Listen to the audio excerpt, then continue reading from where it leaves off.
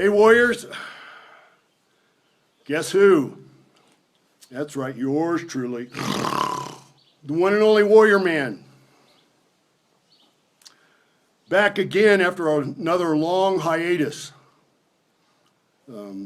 hoarding my time and energy, being selfish, concentrating and staying focused on rehabbing and healing, speeding up the healing process of my torn bicep that I had reattached on April 2nd, and pretty much just been keeping myself prisoner here at the Warrior compound and staying away from follow-up visits with the doctors and the doctor's orders and the physical therapist, their regimens for rehabilitation, and just following my own instinctual warrior rehabilitation program, the one where your body will do what your mind feeds it. And staying away from the conventional wisdom of the professionals and the experts and the authorities. That was, keep the arm in a sling for 7, 8, 9 days till you come back, get the sutures out, start some passive range of motion stuff then, maybe get into some light tension band work stuff, no weights for 5 or 6 weeks, and then only really light stuff, 5 to 10 pounds maybe. And I don't know why the doctor took the time to tell me that there would be no heavy or explosive weight training for 6 months. I had to work really hard to keep a straight face on that one. But the sling went in the trash can on the way out of the hospital, as it did back in 1998 when I had this one reattached, when I toured at WCW and I went down to Health South in Alabama. They got me down there real quick, took really great care of me. James Andrews, the guy who does all the other professional athletes, reattached it. And I had my wife bring some surgical tubing in the car immediately on the way home. Started working out with that. Got into some heavier resistance band work in a couple days. A few days after that, got into some light dumbbell work.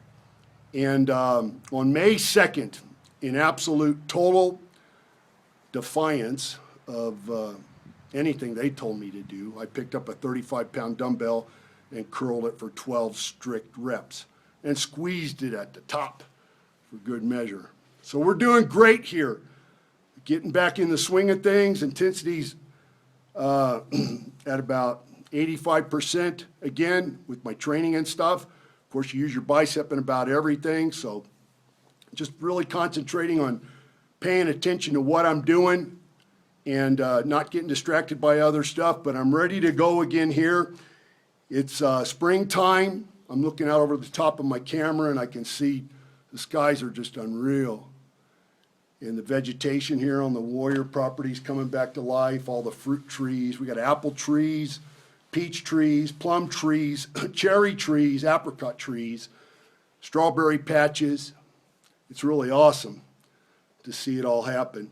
And summer's around the corner, so looking forward to just rocking and rolling all the way through, get you a supply of new injections. I know you want those. I stupidly, a couple months ago, deleted all of them. We had about 100 up there. Steve didn't have all of them. He's got the ones that he had back up. I've still got them all over the place, but as great, as wonderful as I am at so many different things, organizing and filing things on the computer just doesn't work for me. I got a dual monitor and I've got files that are blanketing other ones. Both monitors are completely full of files, so much so that files are now being laid down on top of the ones that got set down first. So I've got a lot of those videos, but then again, I think we'll just move on and I'll just start cutting them and pumping them out where you won't even miss the ones that that I deleted. So we'll go back to that. A couple other things I got going on I want to let you know about. On June 2nd, I'm going to be making an appearance at the Legends of Ring convention in New Jersey. You can find out more at their website, legendsofthering.com. They got a lot of other great talent up there. I think my signing starts at 4 o'clock. You can find that out there at their site. And I want to talk a little bit. I never got a chance to do any video or say anything about the appearances I made in Poughkeepsie and Chicago back in March. They were just killer. They were awesome. And all the stuff that got put up that Steve got a hold of and all the other people who attended it put up at Facebook and the other social media pages. It was just unreal. It was just absolutely wonderful. I think Michael in Poughkeepsie was a little taken aback by it, having to cut the line a few times. Paul just went all out in promoting it, which any promoter should do if they're going to have me come in. But Chicago is a great place for people to come from all over the world. There was a guy there from Paris. There's a guy from Japan. This guy from Japan, I can picture his name, the spelling of his name, because I have email correspondence from him, but I don't know how to pronounce it. But he's been coming to my appearances, going clear back to this one I did in 1993, a thing called Monsterburg in Pittsburgh, Pennsylvania. It was one of those autograph conventions where they had all the celebrities from the old-time TV shows and everything. That's the first time he came, and he comes with all kinds of little trinkets from Japan. He does a traditional greeting. This time in Chicago, he happened to be staying in the same hotel I was. I didn't know it till the morning after the appearance. I went downstairs to have breakfast, and he was coming down to have breakfast too before he caught a flight back to Japan. And I was getting ready to catch my flight to go home out to the Southwest. So we got to have breakfast together. But people drove 8, 9, 10, 12 hours. People came up from Florida to see me. And look, I get a lot of heat because I do my signings the way I do, separate from the other talent. And it's not really anything personal per se. Sometimes it is, yes, because most of the talent in the business has talked smack about me. They've tried to defame my personal reputation as a man and done everything they can to delegitimize the impact of my Ultimate Warrior persona in the business. And that doesn't work for me. I don't compromise my integrity. I don't go to signings or go out to places where other people might be looking for confrontation, but I don't compromise my integrity. And I'm not going to. But the main reason why I do the signings the way I do them is because I request certain things. I request that I have a table or a podium that is standing height, so when people come up to greet me in line, I'm standing eye to eye with them, that I can look at them, that I can ask them what their name is. I can shake their hand. I'm not sitting at a table where it's easy for me just to keep my head down and scribble something very quickly on their photograph, push it to the next one in line, be done with it, and not even look up and acknowledge them or say hello or have any interaction with them whatsoever. That doesn't work for me. I enjoy going out and meeting those people who have supported me in my life. Not only did I have the success that I had, the specific success in professional wrestling, because that character got the fan support, I have become the man I am today to look at the world the way that I do in my life and the potential of other people's lives because I had the experience of the Ultimate Warrior.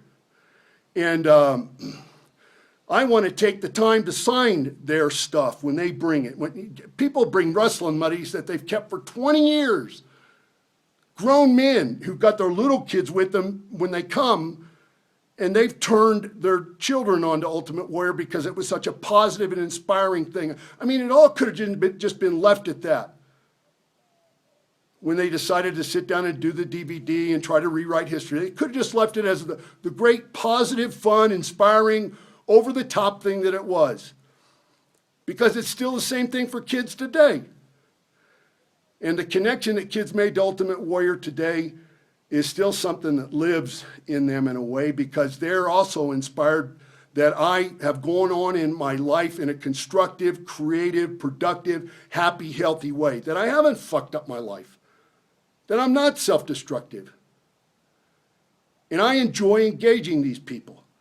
And when we have somebody there to take a picture, I always tell everybody, I shake everybody's hand. There's not one person's hand that I don't shake or hug if they want to have a hug. And when there's somebody there to take a picture, I tell them, you look at the picture, and if you don't like it, we'll do it again. And if you don't like the second one, we'll do it again. If you don't like the third one, we'll do it again. I don't want them to leave there with something that they don't like, that they're not satisfied with. When they bring me things to sign, I want to sign them the way that they want them signed. Not the way that I want to like that a promoter wants to hurriedly have me sign it. just to get them through line so we can get as many people through the line as we possibly can. So I make all these things clear before I make my appearance. And I stay and I sign everything so that nobody's disappointed. And I spend my time listening to them and looking at them and letting them know how much I appreciate, how much I genuinely appreciate that they were fans of mine during my career and that they're still supporters of me today. So many people stop in line and tell me how much it means to them to be doing the videos I am today, to be able to turn and see that one of the heroic individuals that they looked up to, as make-believe as it was, as entertainment as it was, to see that that person is still got his life act together. It means a lot to them. And so that's why I do my signings the way I do them. And if you're in the New Jersey area, they're calling it the ultimate experience. And that's exactly what it's going to be for me. If you're up there, you live by there, or you live close to there, you're thinking about making the drive, you need to. You won't be disappointed. And I'll look forward to seeing you there.